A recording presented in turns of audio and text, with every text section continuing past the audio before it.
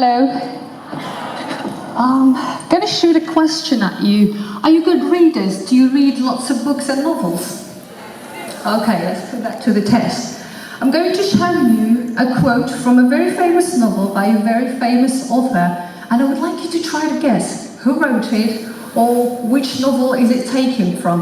A little help though. This is originally written in French, but then later on translated into English and other languages. Here we go. Okay. We're not going up fast.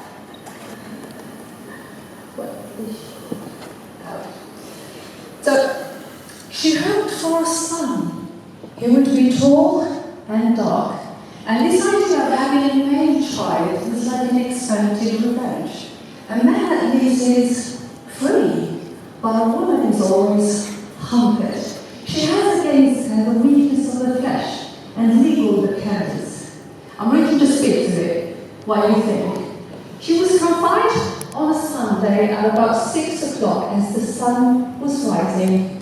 "It is a girl," said Charles.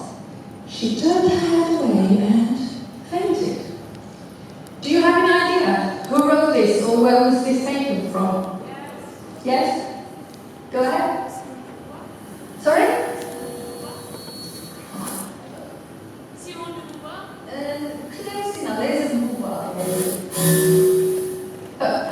It was originally written by Gustave Flaubert and Madame Bovary, and 163 years ago it was just a passage in a novel. However, this still resonates with something that still happens in our Chilean societies. If a woman is pregnant, she crosses her fingers and wishes for it to be a boy. Everybody else joins in wishing the same. Let it be a boy, please. But then it turns out to be a girl, and, well, maybe we faint, but then other things also happen. It's a huge disappointment. And I speak from experience. I'm a firstborn child, and while no one fainted, hopefully, it took them 4 days to register me. I was originally born on the 7th of September, but yet my birth certificate says the 11th. Now I just imagine, though they didn't have a whole conversation, but they probably went like, "Oh my dear Lord, what should we ever do with this? We didn't expect this one. So we should probably just play with her." That's what they treated me, like a plaything. And, well, maybe one day she'll grow up and this about us on a TEDx talk, which I'm doing, fulfilling the prophecy, I guess.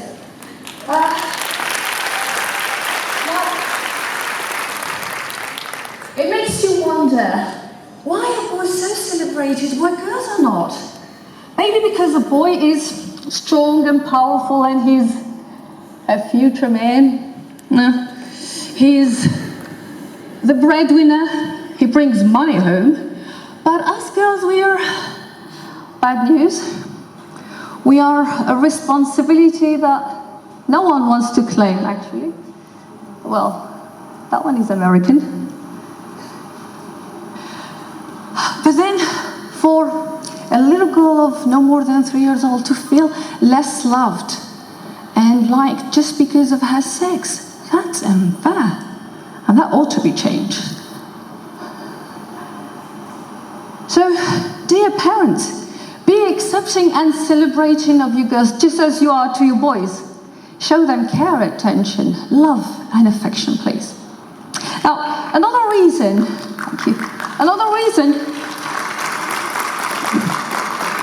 why girls may not be the joyous addition to the family is because they represent honor. And that's a huge word, all capital letters.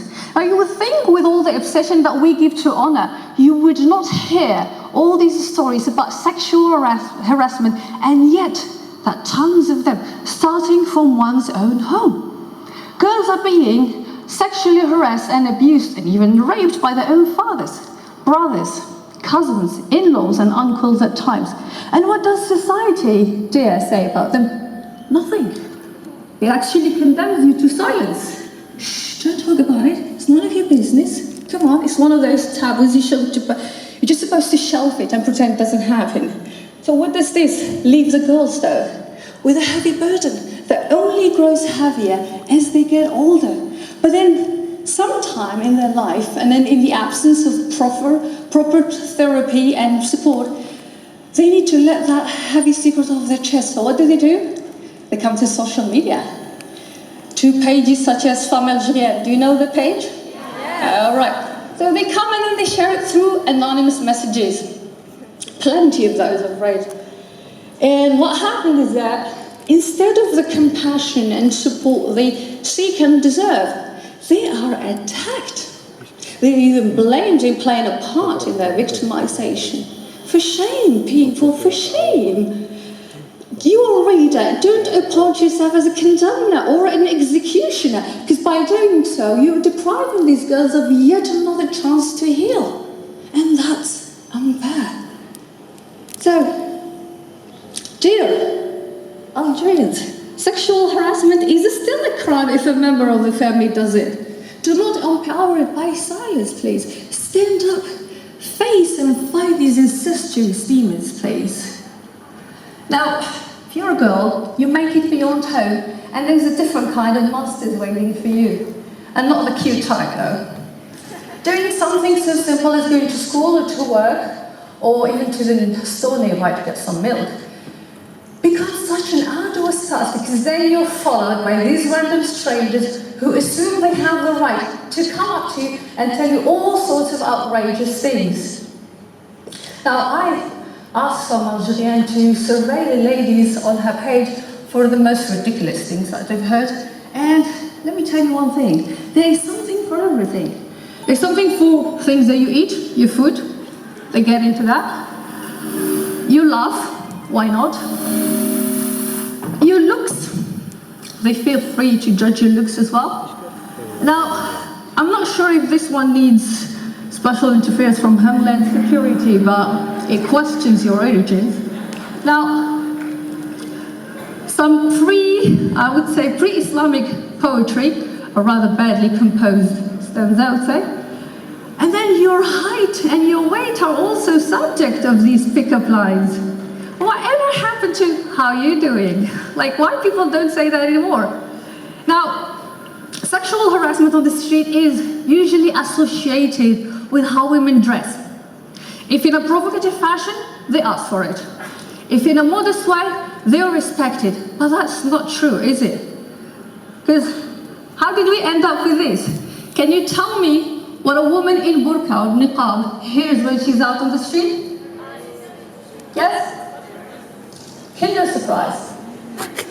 She is called kinder surprise. And then you can't help but appreciate the creativity there, but come on. Now, let's be honest, these cheesy pickup lines can be weathered, can be ignored, but then some of these random strangers would get physical. Now, can you believe it? That a guy you've never met in your life will come up to you, tries to touch you, or worse, beat you or rape you. Only last week, there were 2 instances. One in Sétif, where a young lady was raped by a 65-year-old monster, and another one in Virginia, where a girl who was just on her way to the beach got touched by a guy on the bus, and when she tried to defend herself, she was beaten by both him and his friend. Now, as someone who's presented a TEDx talk on sexual harassment, that was like a treat. So I had the curiosity to go and check the post, and my oh my, the atrocities I read, all written by men though. One said, oh, must be her clothes. Another one's like, oh, I can't judge this unless I see what she was wearing. A third one was like, oh, come on, guys, she must have provoked him, he's not nuts. Is that so? So it's her fault. In May 2014, my own cousin went missing from home. She was in her 20s. Now, the next day, she resurfaced with her clothes torn. It does not take a Sherlock Holmes to realize what happened there. And the doctor confirmed that she was raped by more than 3 men. Now, if you were expecting me to tell you about what she was wearing, was it too sexy? Was it too short, too revealing? I'm not going to do that. Instead, let me tell you that my own cousin has both a mental and a physical disability. Since birth, she can't really properly talk, And then her condition has affected her physical appearance so much that there's no way she could arouse sexual sentiments with any creature, living or dead. And yet, she was raped over and over and over again. So can someone look me in the eyes and tell me it was her fault? Because I don't think so. So, dear men, the streets are daunting enough already. Don't be another monster lurking in the shadow. Women's wardrobe choice is none of your business. It's not an invitation for you to disrespect them, to judge them, insult them, or worse, harass them. Be and let us be. It's as simple as that. Now, if you're lucky and you survive those 2 stages, you successfully make it to the next level, marriage. Now, here's a little secret. From the moment you were born, probably a little earlier, you were seen as a future bride. Have you read Pride and Prejudice? Yes. All right, so you know Jane Austen didn't say the following. Anyway, it is truth universally acknowledged that a single woman in possession of youth and beauty must be in want of a husband. Or so our juniors say. But what if you have dreams and ambitions and plans? And in that case, you will be surrounded by every woman you may or may not know asking you the same question. Single ladies, what do people ask you all the time? Exactly. When are we going to celebrate? I'm celebrating every day. Feel free to join the party, please.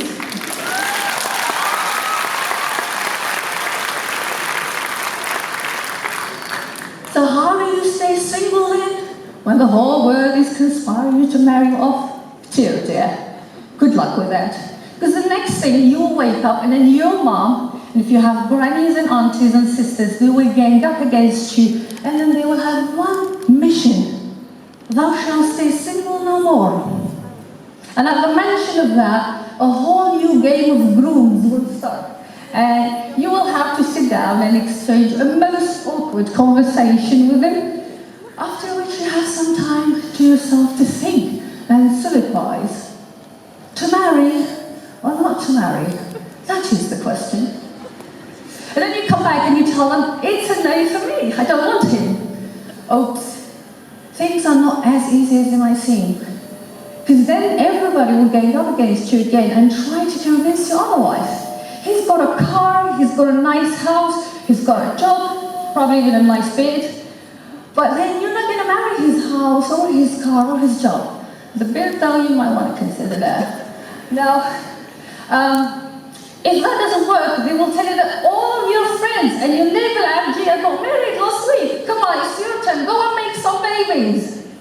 You're not a rabbit, love. You don't marry to just reproduce. Well, now what does that leave you? It only leaves you in between 2 parties. The first one is the one that just can't stand the pressure because it's too much and it's too real. And they end up swaying and change their no into yes. And that's the majority. Most girls are forced into marriage at a young age at times either. They are asked to give up everything they've worked so hard for and just marry the guy. Come on, he's quite a catch. He has 2 eyes and 2 feet. Where are you going to find someone like that? Well, and then the other brave bunch are the ones who hold on to their no, and they are left to make feel horrible, as if they have done something wrong. I had to go to my mom once. It's like, why are you trying to get rid of me? I don't even eat that much, you know? Am I a burden to you? And then your mommies will tell you that they're just looking out for you, and then they love you too much, and this and that. But marriage is not always the best destiny. So, dear girls, marry for the right reasons. Marry for yourself, not for society, not for family, not so that your mom tells her neighbor, oh, I have a married daughter. It's not a competition. Because till death do us part is a very long time to be spending with the wrong person. Just saying. Now, after marriage, things may not turn out to be as rosy and dreamy as you always hoped. At times, you end up with a monster who only speaks the language of violence.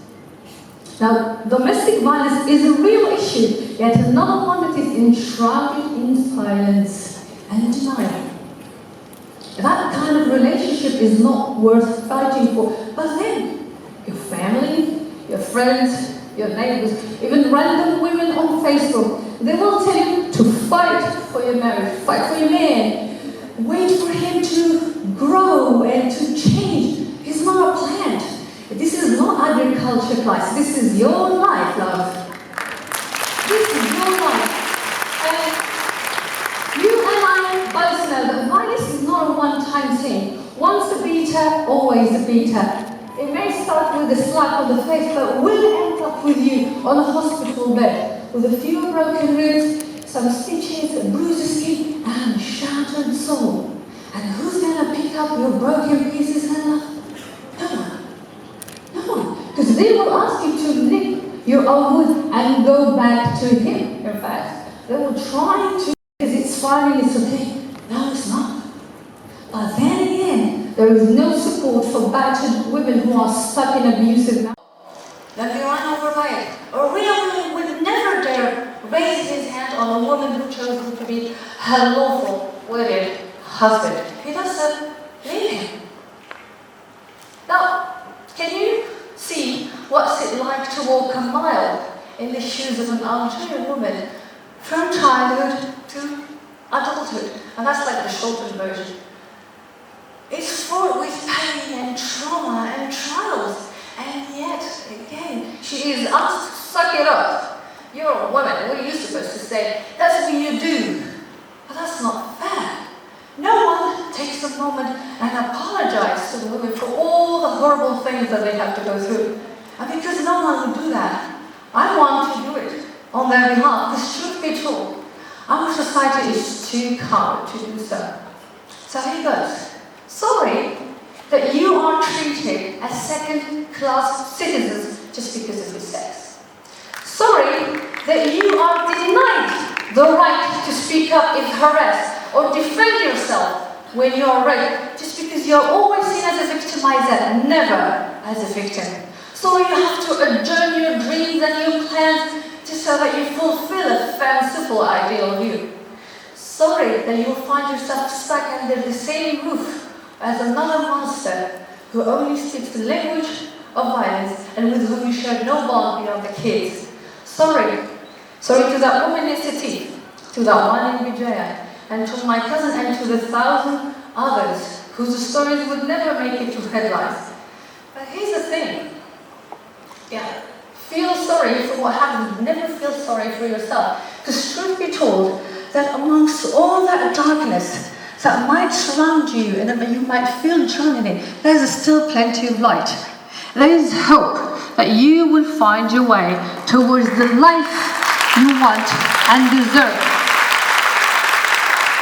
And you know why? Because you're worthy. You're worthy of success. You're worthy of happiness. And you are worthy of love. So go on, please. Make your way toward things. Yes, society, family, stereotypes, sometimes culture and old traditions may get in the way, may try to tear you apart, but it's never game over yet. Go ahead, please. All right, let me go back. Dare, okay, sorry. Dare to dream. Make mistakes and learn from them. Fall and pick yourself up every time. Change and grow as you go. Live truly, love deeply, and bloom. This was Fatima Muhammad. Thank you for chatting.